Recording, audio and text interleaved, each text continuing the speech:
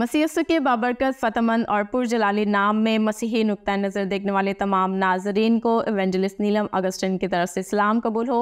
अजीज़ों, दुनिया की कब्रें हड्डियों से भरी हैं, लेकिन कितनी शादमानी की बात है कि मेरे और आपके यीशु अल मसीहा की कब्र आज भी खाली है और वो हमेशा खाली रहने वाली है।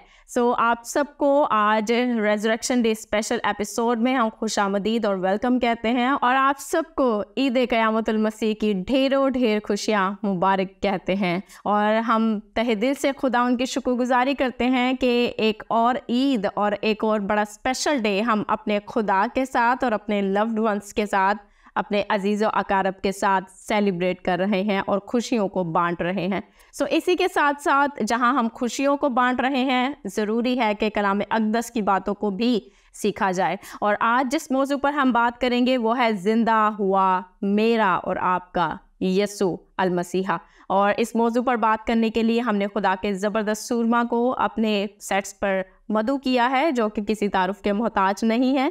मैं बात कर रही हूँ bishop professor doctor Ilyas Joseph की। बिशप साहब, thank you so very much कि आप हमेशा अपने कीमती वक्त में से हमें देते हैं वक्त।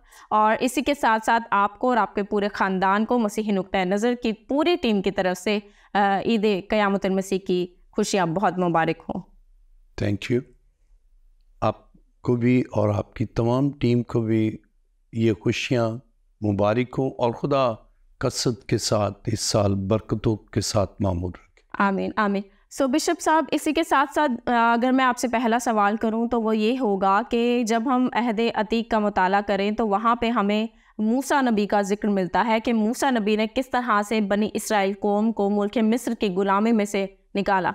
और अगर यूँ कहा जाए कि मुल्क मिस्र की गुलामी में से निकाला, और इसी तरह से बनी नो इंसान को भी ज़रूर था कि खुदा गुलामी में से निकाले यीशु अल मसीहा की मौत के वसीले से, सलीबी मौत के वसीला से। तो आप ज़रा मूसा और यीशु मसीह की सलीबी मौत और यीशु मसीह के ज़िंदा होने पर इस पर अपने इजहार ख़यालात पेश कीजिए। जब हम दोनों में मुशाबहत को देखते हैं तो मूसा ने बनी इसराइल को मुल्क मिस्र से निकाला, गुलामी के घर से निकाला, और इसी तरह यीशु मसीह ने हमें गुनाह की गुलामी से निकाला। और जिस तरह मूसा उनको मौदा मुल्क की तरफ ले गया, और हमें भी खुदावंद यीशु उस अब्दी ज़िंदगी और हमेशा की ज़िंदगी और मौदा बरक़ात की तरफ ले गया। तो दोनों में हम मुशाबहत को देखते हैं, दोनों में इस मामले में बड़ी हमआहंगी देखते हैं कि दोनों का मकसद नए इंसान को अच्छी सरजमीन तक ले जाना है, अच्छे माहौल में लेके जाना है और निजात का काम। तो बनी इसराइल को मूसा ने गुलामी के घर से निकाला और यीशु मसीह ने हमें गुनाह की गुलामी से निकाला। तो दोनों में हम यहाँ पर सिमिलैरिटी देखते हैं, लेकिन एक ख़ास बात जो है वो ये है, आइए मेरे साथ ज़रा देखिए इस्तिस्ना 34वां बाब 5वीं आयत में लिखा है, बस खुदावंद के बंदा मूसा ने खुदावंद के कहे के मुआफिक वहीं मुआब के मुल्क में वफ़ात पाई और उसने उसे मुआब की एक वादी में बैत फ़गूर के मुकाबिल दफन किया, पर आज तक किसी आदमी को उसकी कब्र मालूम नहीं। खुदा के कलाम मुक़द्दस में हम पढ़ते हैं कि मूसा मर गया और किसी को उसकी कब्र का पता नहीं। लेकिन बाइबल मुक़द्दस बयान करती है कि यीशु जब मसलूब हुआ और उसकी कब्र का मालूम है। आइए देखें मेरे साथ लूका 23 बाब उसकी 50वीं आयत। और देखो, यूसुफ नाम एक शख्स मुशीर था जो नेक और रास्तबाज था और उनकी सलाह और काम से रजामंद न था। ये यहूदियों के शहर अरमितिया का बाशिंदा और खुदा की बादशाही का मुंतज़िर था। उससे पहले तो उसके पास जाकर यीशु की लाश मांगी और उसको उतार कर महीन चादर में लिपेटा, फिर एक कब्र के अंदर रख दिया जो चट्टान में खुदी हुई थी और उसमें कोई भी न रखा गया था। यहाँ पर हम देखते हैं कि यूसुफ जो कि रास्तबाज था, अरमेतिया का बाशिंदा था, उसने यीशु की लाश ली और उसे कब्र में रखा। फिर एक कब्र के अंदर रख दिए जो चट्टान में खुदी हुई थी और उसमें कोई भी कभी न रखा गया था। अब मूसा की कब्र का किसी को पता नहीं, लेकिन यीशु की कब्र का पता भी है। और मूसा को दफन किया हो, लेकिन यीशु मसलूब हुआ, उससे मेरा और आपका कफारा दिया, हम सबका, पूरी दुनिया का उसे कफारा दिया और मर गया और उसकी लाश को दफनाया गया। और बाइबल ये बयान करती है कि अपने कहने के मुताबिक वो तीसरे दिन मुर्दों में से जी उठा। तो एक और जो इनमें हम मुशाबत देखते हैं वो ये कि दोनों का अपनी कौम को निजात देने का है। मूसा ने उनको मिस्र की गुलामी से निकाला, यीशु ने हमें गुनाह की गुलामी से निकाला। और मूसा ने सिर्फ एक कौम को निकाला, बनी इस्राइल को, लेकिन यीशु मसीह ने कुल जहान को, उसके तमाम लोगों को, जो कोई उस पर ईमान लाए हलाक ना हो बल्कि हमेशा की जिंदगी पाए। तो ये उससे वसील बुनियाद निजात है, वो सिर्फ बनी इस्राइल की है। और यहाँ हर एक शख्स, खा वो किसी भी कौम से ताल्लुक़ रखता हो, किसी भी कबीले से हो, किसी भी मुल्क से उसका ताल्लुक़ हो, तो जुग्राफियाई हदूद कैद से आज़ाद हर कोई जो है वो गुनाह से निजात यीशु के वसीला से पा सकता है। और जब हम खुदा के कलाम मुकद्दस में खुरूज 15वां बाब 22वीं आयत में लिखा है, फिर मूसा बनी इस्राइल को बैर कुलज़म से आगे ले गया और वो शोर के बियाबान में आए, और बियाबान में चलते हुए 3 दिन तक उनको कोई पानी का चश्मा न मिला। और जब वो मारा में आए तो मारा का पानी पी ना सके क्योंकि वो कड़वा था, इसीलिए उस जगह का नाम मारा पड़ गया। तब वो लोग मूसा पर बुड़बुड़ाकर कहने लगे, हम क्या पिएं? उससे खुदाम से फरियाद की। खुदाम ने उसे एक पेड़ दिखाया जिसे उसे पानी में डाला तो पानी मीठा हो गया। अब हम यहाँ पर देखते हैं कि मूसा उनको लेकर आया बियाबान में और बहरे कुलज़म अबूर किया और फंसा। तो यही चीज़ें हम मसीह का भी देखते हैं कि उससे अपना बदन पेश किया। वहाँ बर्रे का, जब हम खुरूज में पढ़ते हैं तो वहाँ बर्रे का खून चौखट पर लगाना है और उसका गोश्त खाना है। और यीशु ने ईद फसा पर अपना बदन पेश किया। तो यहाँ हम दोनों में सिमिलैरिटी देखते हैं, मुशाबत देखते हैं। और वहाँ बर्रा कुर्बान हुआ और ख़ानदान के अफराद ने खाया, और यहाँ मसीह के शागिर्दों ने उसे खाया। और फिर आम हर जो ईमानदार है उसके लिए उस बर्रे का गोश्त है कि, और उसका खून जो है चौखटों के पर जैसे बनी इस्राइल ने लगाया। तो मसीह का खून जब हमारी ज़िंदगी पर है तो हमारी ज़िंदगी पाक भी है और रास्त है। और एक और जो ख़ास बात हम देखें, इस्तस्ना पहला बाब और उसकी 37वीं आयत में, और तुम्हारे ही सबब से खुदावंद मुझ पर भी गुस्सा हुआ और ये कहा कि तू भी वहाँ जाने ना पाएगा। अब बनी इस्राइल को मौदा मुल्क में लेके जाना था, लेकिन मूसा नहीं गया। लेकिन जब हम यीशु मसीह की शख्सियत पर गौर करते हैं तो मसीह बिल्कुल लास्ट टाइम तक भी, जान देने तक भी वो बाप का वफादार है और उसकी ज़ात में कोई गुनाह नहीं।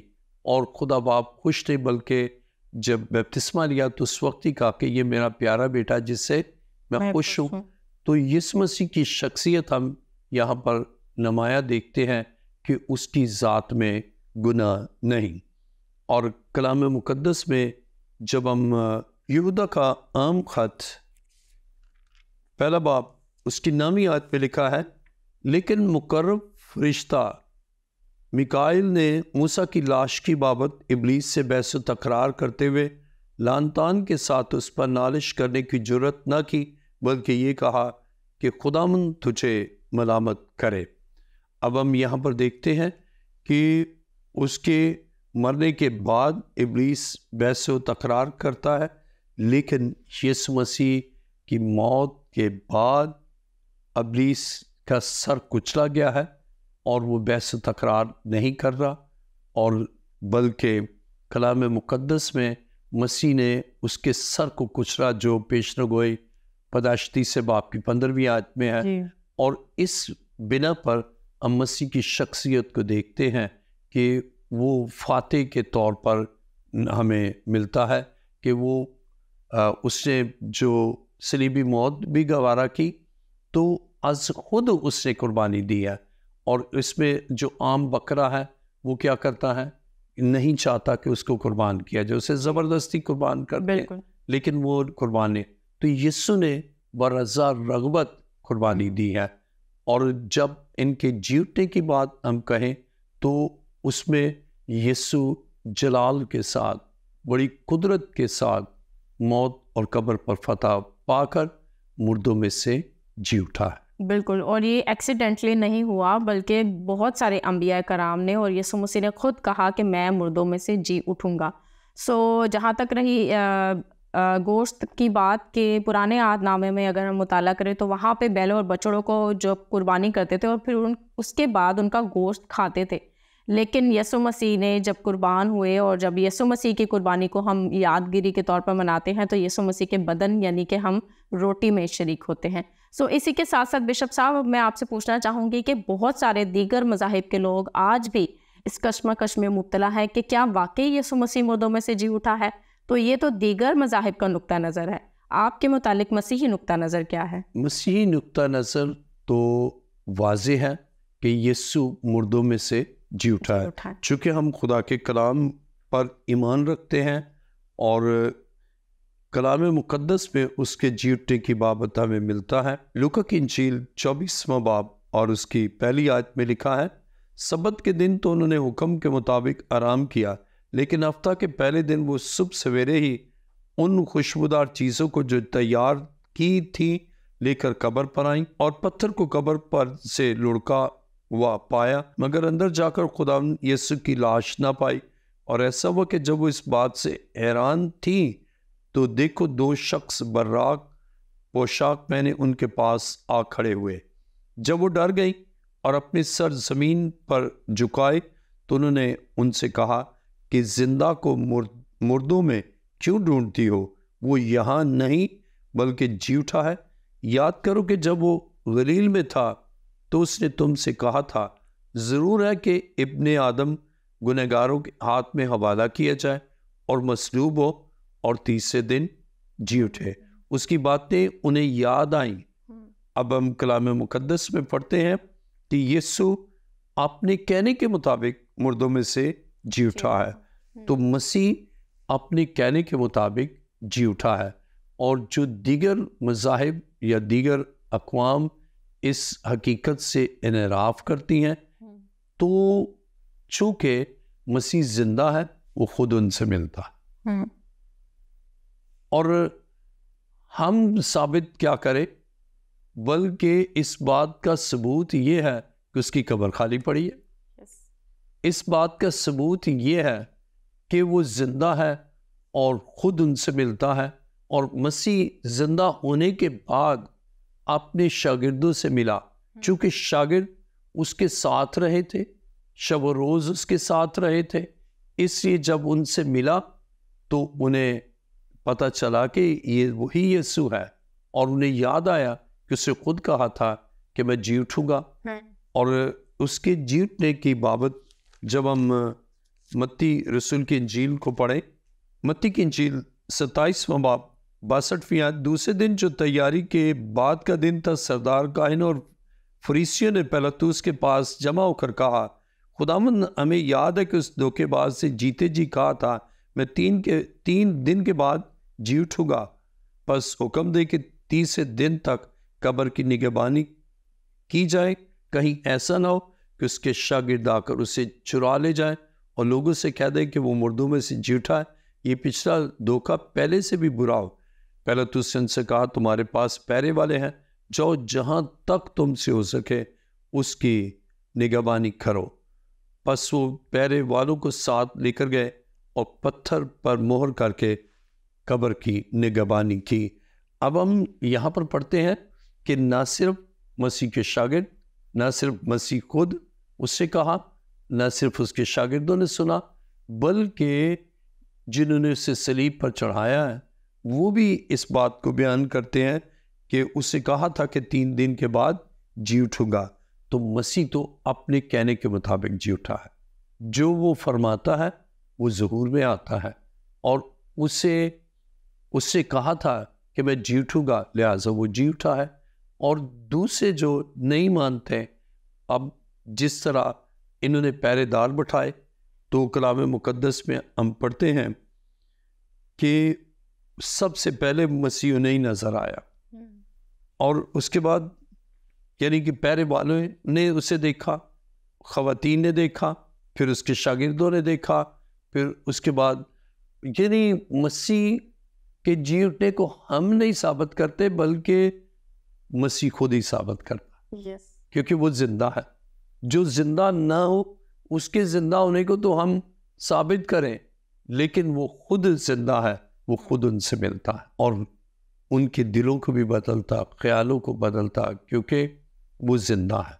और जो जिंदा ना हो उसके लिए उसके पैरोकार लड़ते हैं, लेकिन जब वो खुद जिंदा है तो वो अपना आप उन पर जाहिर करता है, और फिर उसका रोब और दबदबा छा जाता है कि वो जिंदा है। तो बाइबल बयान करती है, क्योंकि बाइबल सच्चाई को बयान करती है, और ये सच्चाई ये है कि यीशु मुर्दों में से जी उठा। जी बिल्कुल बिशप साहब, आपने दुरुस्त फरमाया। और इसी तरह से अगर हम कलाम अक़दस का मुताला करें तो वहाँ पे हमें मिलता है कि एलिया और हनूक नबी भी आसमान पर ज़िंदा उठाए गए। तो यीशु मसीह का ज़िंदा होना और यीशु मसीह का अबद तक ज़िंदा रहना, और एलिया और हनूक और दीगर अम्बिया अगर हम जिस तरह से हम देखते हैं, उनसे मुख्तलिफ क्यों हैं? कुछ तो वो हैं जिनको जिंदा किया गया। जी, जैसे एलिया के वसीला से लड़का जिंदा हुआ, यीशु ने नाइन शहर की बेवा के जवान लड़के को जिंदा किया, यायर की बेटी को जिंदा किया, और लाजर को जिंदा किया। एक तो ये है जिंदा हुए जी। दूसरे एलिया का जो आप एलिया हनूक, अब वो मरे नहीं, वो जिंदा उठाए गए। यानी एलिया का अगर हम गौर करें तो वो जिंदा उठाए गए। अब मसीह ये उनसे मुख्तलिफ है कि किसी ने मसीह को जिंदा नहीं किया। यस। जैसे नाइन शहर की बेवा के जवान बेटे को यीशु ने जिंदा किया, एलिया ने उस लड़के को जिंदा किया, और इसी तरह यार की बेटी को यीशु ने जिंदा किया। तो यीशु जलाल के साथ मुर्दों में से जी उठा। एक बुनियादी फर्क। और दूसरी बात ये कि यीशु खुद जी उठा, और वो जो जी उठे जिनका भी मैंने जिक्र किया, मरे और जी उठे, वो दोबारा मर गए। यस। यीशु जी उठा है तो वो अब्दुल्लाबाद जिंदा है, और फिर कब्र में जाने के लिए नहीं है, बल्कि उसकी कब्र खाली है और खाली रहेगी। वो जिंदा है और हमेशा जिंदा रहेगा। एक गीत गाते हैं ना, जिंदा है अब और जिंदा रहेगा मेरा मुनज्जी प्यारा। जी। वो जिंदा है और जिंदा रहेगा। और इसी तरह वो मरे, लाजर और दीगर जिनका मैंने जिक्र किया मरे, उसके बाद फिर क्या है, दोबारा मरे होकर और फिर दोबारा, हाँ वो मरे और वो मसीह में फिर सो गए। लेकिन मसीह जी उठा है और जिंदा है और जिंदा रहेगा। अब एलिया का भी हम देखते हैं कि वो जिंदा आसमान पर उठाया गया, लेकिन मूसा के साथ जो ताल्लुक है और एलिया का, हम उसकी बाबत पढ़ेंगे। लेकिन उससे पहले हम एलिया के बारे में पढ़ेंगे। दूसरा सलातीन दूसरा बाब 11वीं आयत और वो आगे चलते और बातें करते जाते थे कि देखो एक आतशी रथ और आतशी घोड़ों ने उन दोनों को जुदा कर दिया और एलिया बगोले में आसमान पर चला गया। अब हम यहाँ पर देखते हैं कि आतशी रथ है, आतशी घोड़े हैं और एलिया उसमें गया है। और मसीह जब जी उठने के बाद जब आसमान पर गया, सऊदुल मसीह, तो वो आसमान पर गया है, यानी खुद ही वो गया है, कोई और सवारी नहीं। जैसे यहाँ रथ हम देखते हैं, तो उसका आसमान पर जाना भी अजीब है और उसका पैदा होना भी अजीब है। तो हर काम में वो दूसरे से मुख्तलिफ है। और जहाँ तक दूसरे अंबिया के साथ एलिया और मूसा मसीह के साथ गुफ्तगू करते हैं, लूका की इंजील 9वां बाब और उसकी जब हम 28वीं आयत को पढ़े तो लिखा है, फिर इन बातों के कोई 8 रोज बाद ऐसा हुआ कि वो पतरस और यूहन्ना और याकूब को हमरा लेकर पहाड़ पर दुआ करने गया। जब वो दुआ कर रहा था तो ऐसा हुआ कि उसके चेहरा की सूरत बदल गई और उसकी पोशाक सफ़ेद बर्राक हो गई। और देखो 2 शख्स यानी मूसा और एलिया उससे बातें कर रहे थे, ये जलाल में दिखाई दिए और उसके इंतकाल का जिक्र करते थे जो यरूशलेम में वाक़े होने को था। मगर पतरस और उसके साथी नींद में पड़े थे और जब अच्छी तरह बेदार हुए तो उसके जलाल को और उन 2 शख्सों को देखा जो उसके साथ खड़े थे। अब हम यहाँ पर कलाम मुक़द्दस में पढ़ते हैं कि मसीह के साथ एलिया और मूसा दिखाई दिए। अब उसकी कब्र का नहीं पता, लेकिन दफन हुआ। लेकिन एलिया जो है वो नहीं मरा। तो यहाँ दोनों जो तरह के लोग हैं ना, उनका हमें मिलता है कि वो जो मसीह में मरे वो जी उठेंगे और जो जिंदा होंगे ना वो भी मसीह के साथ जाएंगे। तो दोनों ही तरह से दोनों तरह के लोग जो हैं वो उस जी उठने में, मसीह के जी उठने में वो शरीक हैं कि जो मर गए वो भी जी उठेंगे और पहला फल मसीह है। उसके बाद वो सब जी उठेंगे और फिर जब मसीह जलाल के साथ आएगा तो वो तमाम जो जिंदा होंगे वो भी उसके साथ हवा में उड़कर इस्तकबाल करेंगे। थेसलोनिकियों में हम इस बात को पढ़ते हैं, पहला थेसलोनिकियों 4 बाब 16वीं आयत, क्योंकि खुदावंद खुद आसमान से ललकार और मुकर्रब फरिश्ता की आवाज़ और खुदा के नरसिंगे के साथ उतर आएगा। पहले तो वो जो मसीह में हुए जी उठेंगे। अब मसीह के जी उठने से औरों के लिए भी जिंदगी की उम्मीद पैदा हुई। तो इसलिए ईद क़यामतुल मसीह दूसरे अंबिया के जी उठने से और दूसरे लोगों के जी उठने से ये बिल्कुल मुख्तलिफ है, क्योंकि मसीह के जी उठने से अब दूसरों के जो मसीह में सोए हैं उनके जी उठने की भी उम्मीद पैदा हुई और खुदा के उस रहम और उस मोहब्बत कि अगर वो कसूर उनसे हुए, गुनाह हुए, लेकिन उन्होंने मुआफ़ी मांगी, खुदा ने उन्हें मुआफ़ कर दिया, तो वो जी उठेंगे, फिर उनके ज़िंदा होने की उम्मीद है। तो मसीह का जी उठना उन लोगों के लिए जो मसीह में सोए हैं उनके जी उठने की उम्मीद है। और इससे हम एक जो ताल्लुक़ को कायम करेंगे वो ये कि जो ज़िंदा होंगे, मसीह आएगा और ज़िंदा होंगे और वो ज़िंदा आसमान पर जाएंगे। आइए ज़रा देखें इसको, पहला थेसलोनिकियों 4 बाब 16वीं आयत, क्योंकि खुदावंद खुद आसमान से ललकार और मुकर्रब फरिश्ता की आवाज़ और खुदा के नरसिंगे के साथ उतर आएगा। पहले तो वो जो मसीह में हुए जी उठेंगे, पहले तो वो जो मसीह में हुए जी उठेंगे। जैसे मूसा मर गया और जी उठा।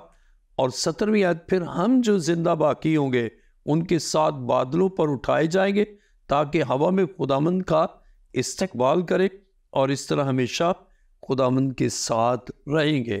अब ये जो जिंदा है ना ये जाएंगे, जैसे एलिया जिंदा ही गया।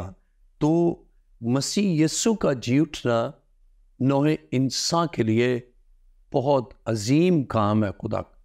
खुदा ने अजीम काम किया कि उनके लिए भी, इसीलिए जो मसीह में सोते हैं ना, उनके लिए नाउमीदी नहीं। और पहला थिस्सलुनीकियों 4 बाब की 13वीं आयत में लिखा है, भाइयों हम नहीं चाहते कि जो सोते हैं उनकी बाबत तुम नावाकिफ रहो, ताकि औरों की मानत जो ना उम्मीद है गम न करो। 14वीं आयत में लिखा है, क्योंकि जब हमें ये यकीन है कि यीशु मर गया और जी उठा, तो इसी तरह खुदा उनको भी जो सो गए हैं यीशु के वसीला से उसी के साथ ले आएगा।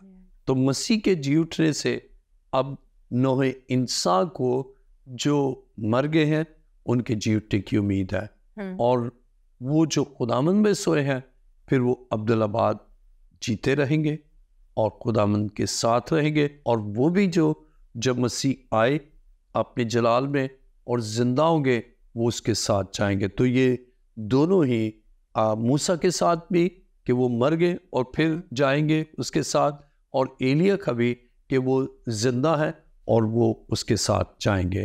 तो मसीह यीशु का जी उठना नौहे इंसान के लिए और इंसानी तारीख के लिए एक अजीम वाक़या है। तो इसलिए हम खुशी के साथ दूसरों को मुबारकबाद भी देते हैं और अपने मसीह के जी उठने की खुशी में हम शादा फराह होते हैं और सेलिब्रेट करते हैं कि वो जी उठा है, क्योंकि उसके जी उठने से अब हमारे हमेशा की ज़िंदगी का तसव्वुर और वाज़ेह हुआ और हमें उसके वसीला से ज़िंदगी और अपनी ज़िंदगी हासिल हुई। यीशु मसीह के जी उठने से हमें भी जिंदा उम्मीद हासिल हुई कि जब हम मसीह में सोएंगे तो हम भी जी उठेंगे। Thank you so much bishop साहब, आपने बहुत खूबसूरत बातें की और कलाम अक़दस में से उन तमाम तर सच्चाइयों को बयान किया। खुदावंद आपको बहुत बरकत दे। सो अजीज़ों, हम जो सब मसीही हैं, हमारे लिए एक बड़ी खुशखबरी की नवीद है कि जब हम सो जाएंगे, जब हम ज़मीनी मौत मर जाएंगे, तो दर हकीकत हम जब सो जाएंगे तो हम जब यीशु मसीह हमें ज़िंदा करेंगे तो हम दोबारा से ज़िंदा भी हो जाएंगे। सो खुदावंद आप सबको बड़ी बरकत दे और उम्मीद करते हैं कि आज आपने बड़ी खुदा की खूबसूरत बातों को सीखा है और इस सच्चाई को सीखा है कि दुनिया चाहे जो मर्ज़ी कहे, हमने एक चीज़ पर ईमान रखना है और हमारा ईमान बिल्कुल यकसा और पुख्ता होना चाहिए कि यीशु मसीह कल भी ज़िंदा था, आज भी ज़िंदा है और वो अब्दुल अबाद ज़िंदा रहेगा। सो आपसे मुलाकात होगी नए एपिसोड में। हमें अपनी दुआओं में याद रखेगा। God bless you all.